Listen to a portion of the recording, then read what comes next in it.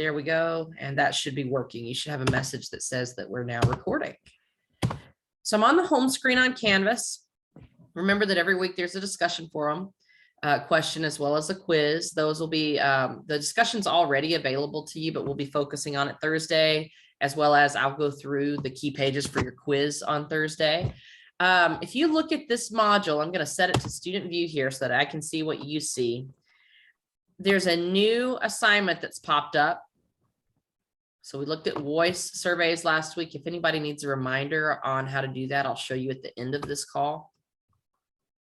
I want us to look down at the very bottom here, the scholarship letter assignment. Okay, so it's just a file. It's not a submission box yet. It's not due until the end of February, but I want you to click on that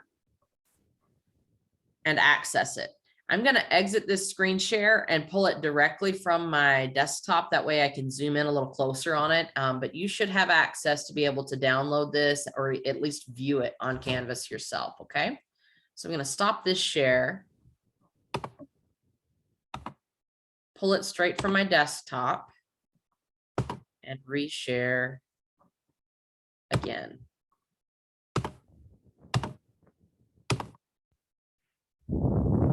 Okay, I'm going to zoom in a little bit here so that you can see it better on my screen. There we go. So for this assignment, the student's going to draft a one-page business letter to a scholarship committee adhering to the criteria presented below, which are actual requirements for real scholarship letter at Salish Kootenai College. Okay, so I formerly taught at Salish Kootenai College for several years, and we came here for better school systems for our kids. But and I love both schools. I feel like the scholarship requirements that they have at their college and the letter, the essay letter format that they like for students to write, I choose this one because it fits so many different scholarships that are out there. They have 5 different prompts, which I'll get to in just a second.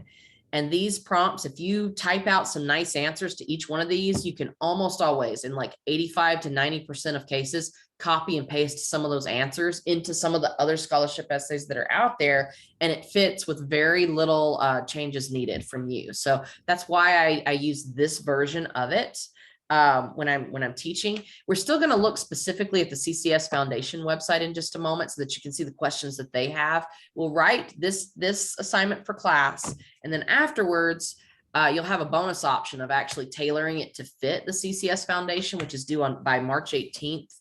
And you know, that's an option for you. Okay, anyway, let me get back to this. I'm giving you a rationale here of why I'm pulling from a different college's list of essay questions. 100 points. You need to present a well-developed letter that addresses all the following prompts sufficiently, as well as demonstrate well-developed and clear thoughts and ideas in an organized and grammatically correct way. So grammar does matter. I'm happy to help you though. We'll have a rough draft opportunity. And if it's, got some errors, I can critique those for you. And I can even set up some time on our calls to work 10 minutes with each student or something like that to help you make it better before you submit the final version. Okay. So I'm happy to work with students on this process. I'm an English teacher by trade and training, so I get really excited with anything to do with writing. And I know that students don't get excited, but anyway, I'm happy to help you is what I'm getting at. Here's the topics. Okay. Topic 1, introduce yourself and tell us about your community and family. Simple enough. I tell students keep this part short and sweet. 3 or 4 sentences is fine. Keep it positive. So even if you've got a lot of like horrible family drama going on, not the time to share it on a scholarship essay. Just say something brief. Even if you really are sick of living in Spokane and want to move out of state or something like that, try to say something positive. I had a student in our live class the other day who wrote, my family moved to Wyoming and I really hated it. So I knew I wanted to go to college. I wasn't sure where, but I was definitely sure that it wasn't going to be in Wyoming. Okay. That's kind of like exactly what he wrote. And it's like, that's a little bit too negative. So even if Wyoming wasn't for you, just say my family and I, we've lived in Wyoming the last few years, but I needed a change. And so that's why I came here or something like that. Right. Try to keep it positive with your best foot forward and just keep it light and happy in the intro there. Okay. And I'll take questions in just a minute.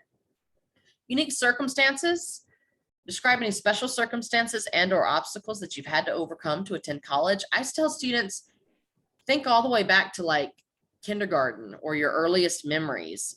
Did you have any struggles even during those years with your school, with your home life? Some students maybe always struggled with math in school. Maybe some students went through a divorce or were from a single parent household or were in foster care, or, just challenges that you faced. I tell students all throughout your school years, maybe, right?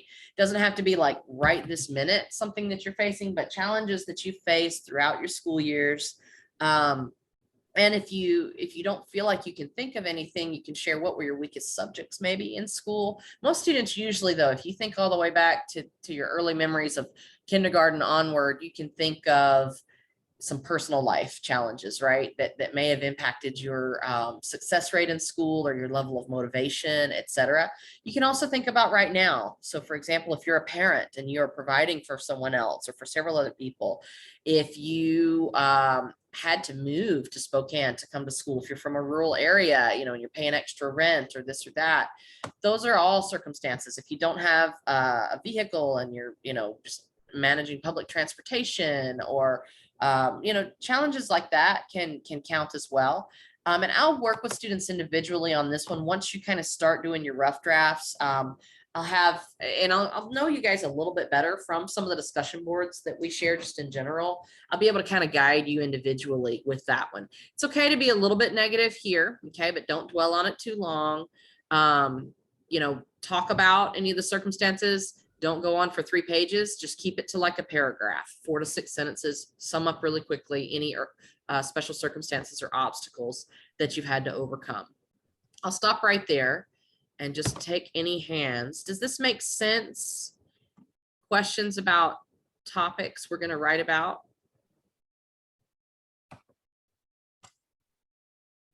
Let me continue, and then we'll take questions again in a sec.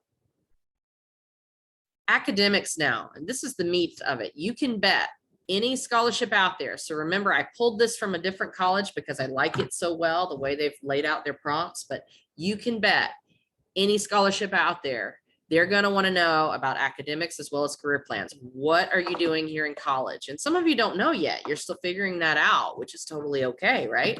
But they're going to want to hear any scholarship out there that you apply for. They're going to want to kind of know, what are you thinking about for your major? What are you thinking about for your career? Even if it's not decided yet, what are you thinking about? Okay.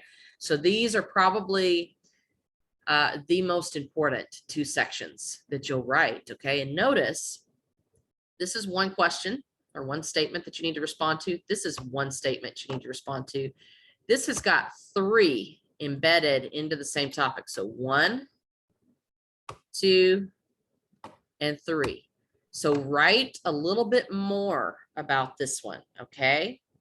And don't forget, don't just answer the first question and skip the rest. There's 3 separate things they want to know here. Okay. So first of all, describe yourself as a student, your study habits, educational goals, etc. Be honest, but don't dog on yourself too much. So if you don't feel like you're a 4.0 student, say that, I'm kind of typically a 3.0 student. I've always struggled with a few things, but I do try, or, something like that. Be honest and fair. And then as much as you're able, some of you are already kind of know what you want to do. Some of you don't, but as much as you're able, spend extra time on this. Let them know why you're here at college, what your goals are. Are you planning to achieve a certificate, a 2-year degree? Are you thinking about transferring, which many of you are, to a 4-year university, even if you haven't decided the exact major yet? I want to complete a 2-year in liberal arts and then transfer to Eastern, something like that. Put special emphasis on this part, okay? Because a scholarship is money that they give you specifically for school, right? So they want to know as much as possible about why you're here in school. What or who inspired you to pursue a college education? I have seen some very creative answers for this one. It's usually a person, but it's not always a person. It can be an organization, an entity. It can be a job that you had. It can actually be a negative experience. I had a student who shared a story where she was working at a gas station that was on a really rundown area of town. And she said her boss or manager was always high, never around. And she was on this night shift at this sketchy place, just trying to be as safe as she could and dealing with a lot of characters. Well, one night someone came in and said, there's poo all over the bathroom walls. And she went out there and there really was poo all over the bathroom walls. And she said, I was trying to figure out, how did this even happen? How did the person, maybe somebody just rubbed this up here intentionally. She said, as I was scrubbing those walls, that's when I made the decision that I needed to do something better with my life. So it's a really cool story. And I would have her, when we wrote it, we condensed that, right? We didn't go into all the gory details, but basically she shared, I had a really negative experience working at this gas station just to pay the bills. And I realized one night that I need to do something different with my life. And, so it was like this epiphany type of moment, a light bulb moment.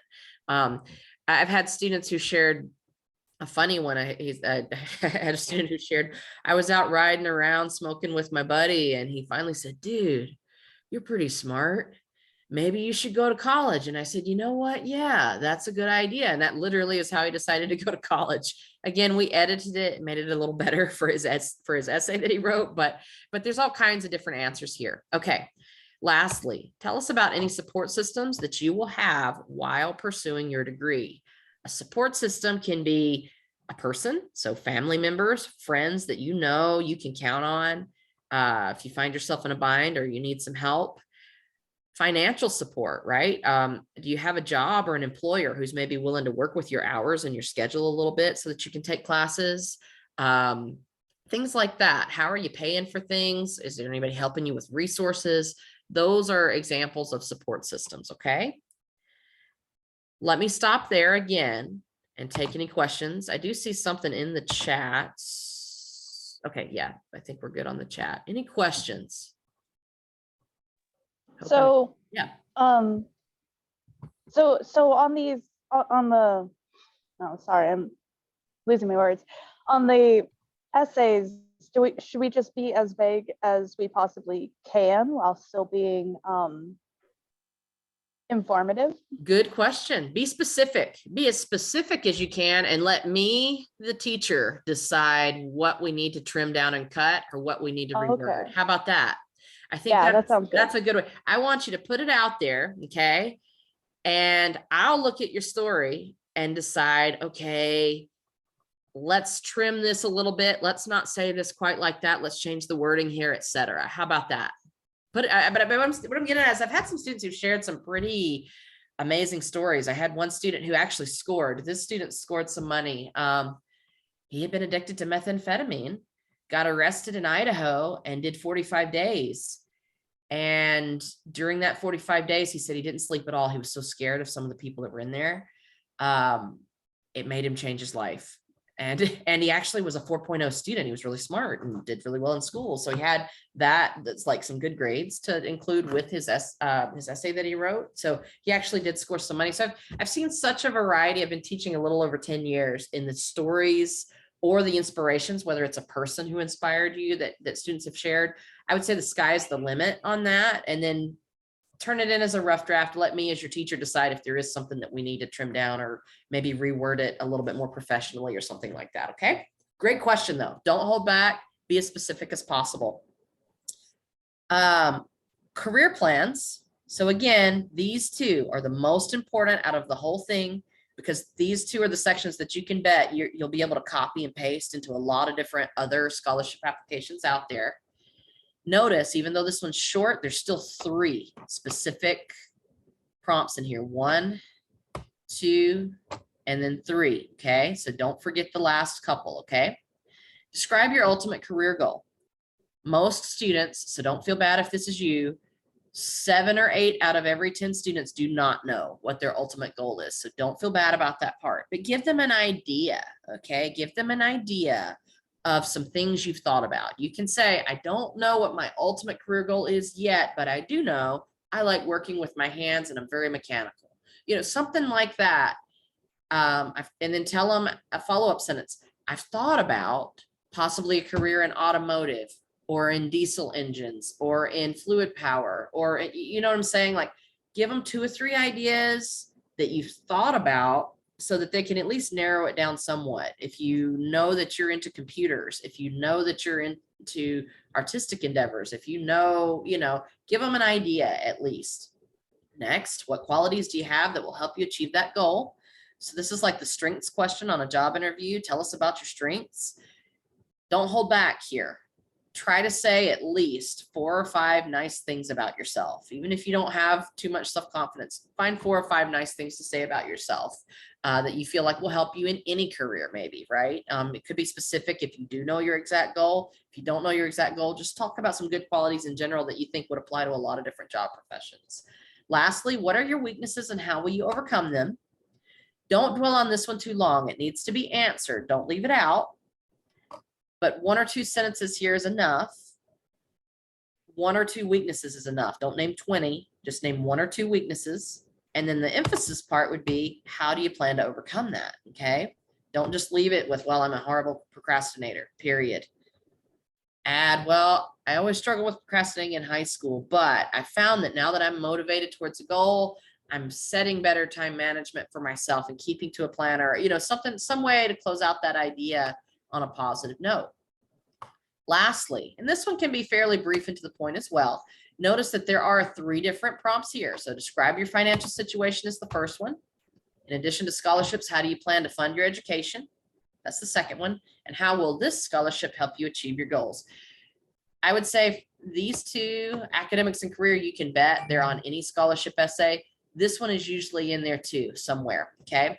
So, and it can be awkward to talk about, but in general, how are you paying? What expenses do you have? And how are you paying for those right now? How is everything being covered right now in this moment? Okay. How is this extra scholarship going to help you achieve your goals? If you're taking out a loan right now, then you can totally mention currently relying on a loan to help me pay for school. And then I'm working part-time at Mr. Car Wash to pay for the rest of my bills. So this scholarship would definitely help me by supporting my tuition, supporting my books. If you already have books and tuition covered with like the Pell Grant or something like that, give credit to it. You know, I currently am receiving the Pell Grant to help me with tuition and books, but I still have transportation expenses, okay, or something like that. Keep it related to school. So don't say, I'm homeless. Don't say, I don't have any food. Don't say, I'm living with my parents, but my mom's got some extensive medical bills that she needs help with, because all of those are kind of like outside the box. A scholarship is for school, and you can be creative with different needs that you have related to school, but just make sure it ties into your school, your education somehow. Okay. So those are some of the trouble spots that students fall into, but just whatever you say you need, or a few, you know, an extra $1,000 would help you with this or that, tie it into school somehow. Let me stop there and take more questions.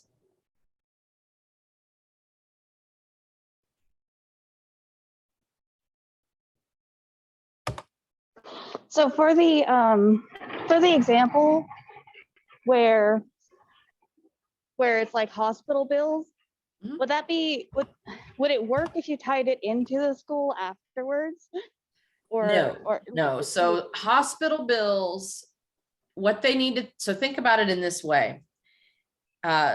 They have criteria that they have to follow to be able to award X amount of scholarship money, and they use it as a charitable donation and a tax write-off, etc. When a group of people sits down, I've sat on scholarship committees before, and reviews, let's say 100 applications, they have like check boxes that they have to check off. Did the student talk about this and this and this and this? You don't ever want to think about the student is going to take that money and give it to someone else, even if it's an immediate family member. I have one student in the other in-person class whose husband is disabled. But if she says on her letter, my husband's disabled and he has a lot of medical bills and this scholarship will help us with that, well, it's not going to what it's supposed to be going to, right? Oh, If you have medical bills, let me make a different example here. You could mention, I'm currently working and getting some support for my medical expenses through this, but that leaves a gap when it comes to my tuition payment, you know, at the first of the quarter. Make sure, because they have to check off the box. Did we award this amount of money for school, and what did the student say it was going to be used for? You see what I'm saying? They might be like legally obligated to disqualify you if you say you're going to use it for something else. Okay, so that's a great question. Okay. Yeah, does that help? Yeah. Okay. I initially just thought that it would be obvious that the money would be used for school, but that if you brought up medical bills, it's just like, well, I don't have the extra money to now pay for school. But It's all now in the I know wording. that it's Yeah, now I know that it's more important to highlight that you don't have the money to pay for school.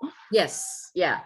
You see how it's all in the wording there? It's all in the wording. They can't legally say like, well, we took scholarship money and gave it to somebody to help with their medical expenses, because that's not what it's for. But we did have a student who says she's dealing with some difficult, like, especially in your unique circumstances up here. Mention in your unique circumstances, I've had some medical challenges and some bills related to it, and also just some physical struggles or whatever. Mention it in the obstacles and then come back down. Do you see what I'm saying? Like, you know, does that make sense? Sorry, I'm walking. Yes, it does. Okay. Okay. You're going to close it out by thanking them for their time. And then I don't know if I've got the next page. Yeah, I've got an example down below, and we'll go over that next time. You don't worry about anything to do with formatting yet. Just start typing out some content. Okay. Don't worry about making it fit a style yet. We'll talk about that later on. I tell students, just start in a notebook, start penciling some content, or if you like to just open up a blank Word document and just start typing some rough responses to these, start there, at least get something down. And then we've got time. Let me help you make it better. Once I see what your ideas are and what your answers are to some of the questions, we can start making it look pretty. Okay. But you'll close by thanking them for their time. And then here's the deadlines bolded. Sunday, February 20th. So that gives you not quite a month to get a rough draft. So 3 weeks-ish to get something rough going, and just rough responses to these is fine with me. Final drafts, we'll format it. I'll give you, help you tailor the sentences to make the sentences look nice and pretty, cut or trim any areas where I feel like we got to reword this or whatnot.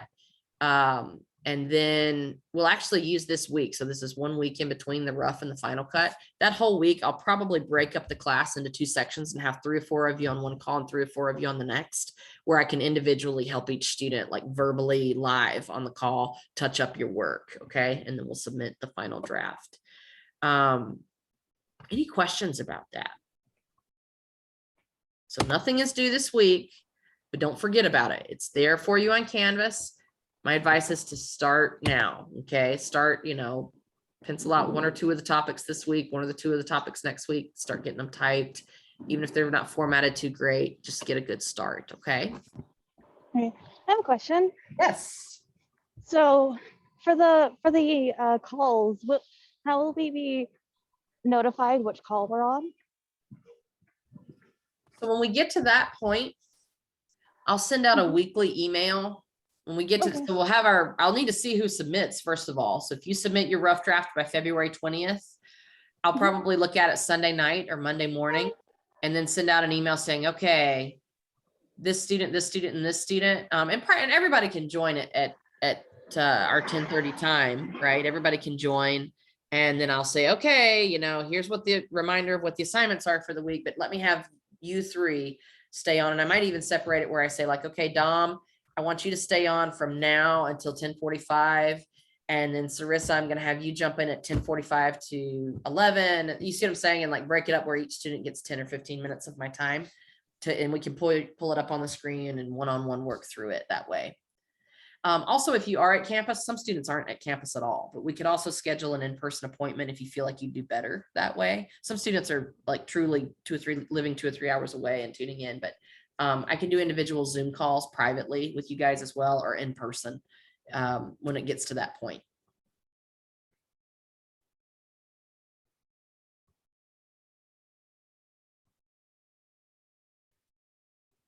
Okay.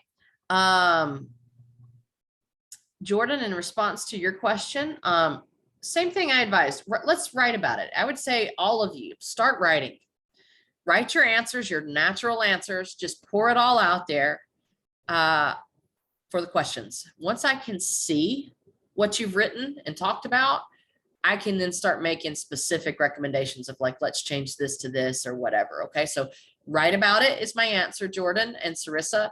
Put it all down on paper for me, okay, for me to see, because I don't know you, right? The more I can see, at least for rough draft, and then try if you're able to get it in 2 or 3 days early or something like that, even the Thursday before it's due. That'll give me a little more time, but I will then take what you've submitted and written and help you tailor it to make it better. Okay. Does that sound good, everyone? Yeah, I have a question. Yes.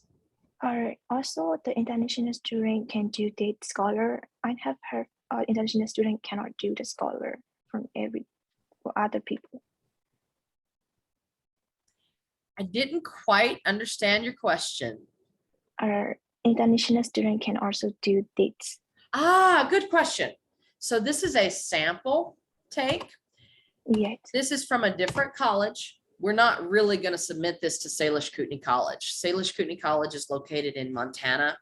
But we are going to use this letter. Okay. We're going to use this letter and their format and their questions. I did not write these questions. So I'm giving credit to where they came from because it was written by someone else. I didn't write it.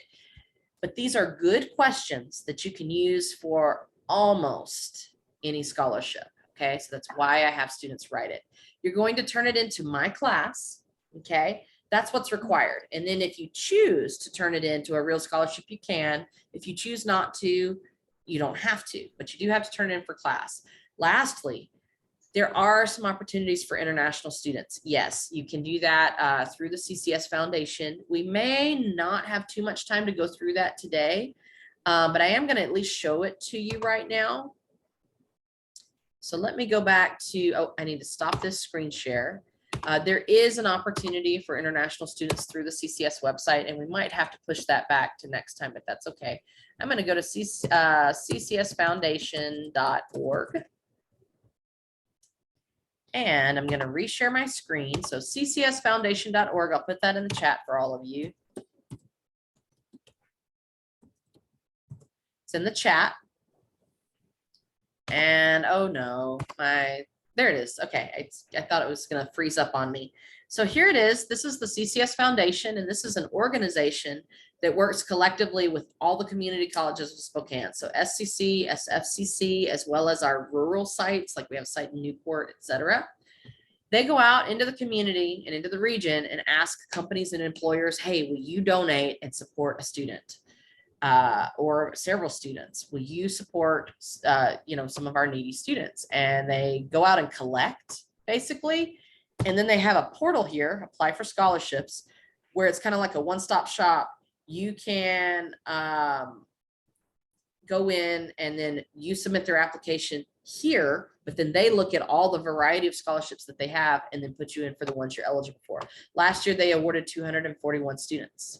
So, notice they added some extra things: tuition and books, hundreds of smaller awards to help with testing costs, program fees, and emergency needs. So they have a little bit of a wiggle room for emergency needs, but it's got to kind of tie into school somehow.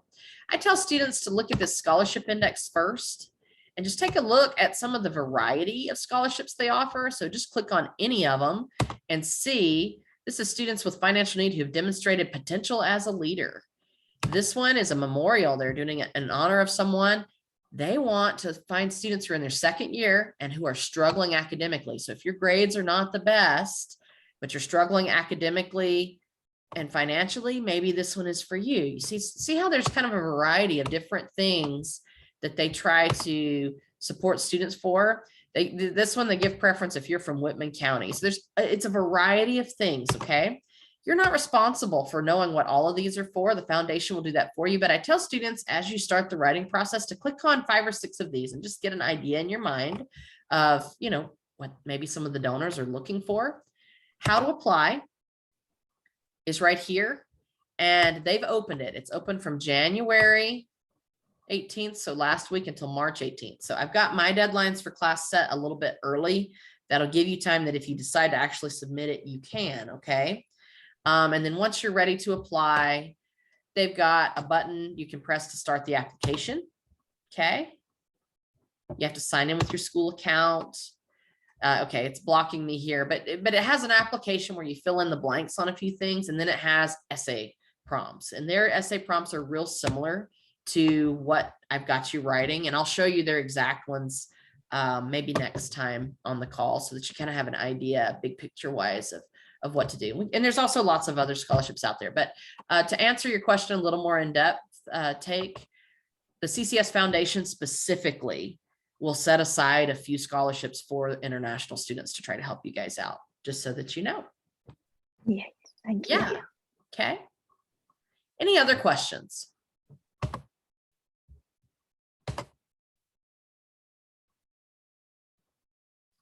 Okay, I'm going to stop there.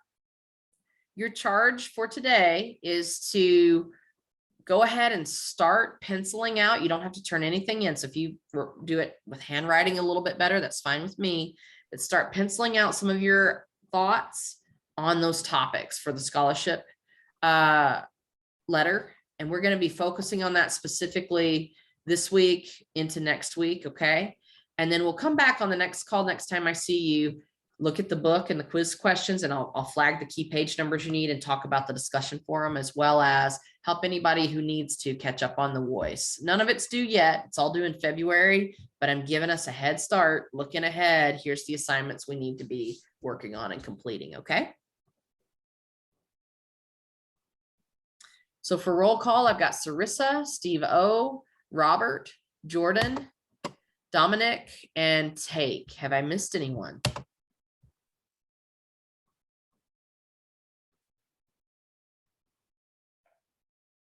Have a good day, guys. Okay, thank you. You too.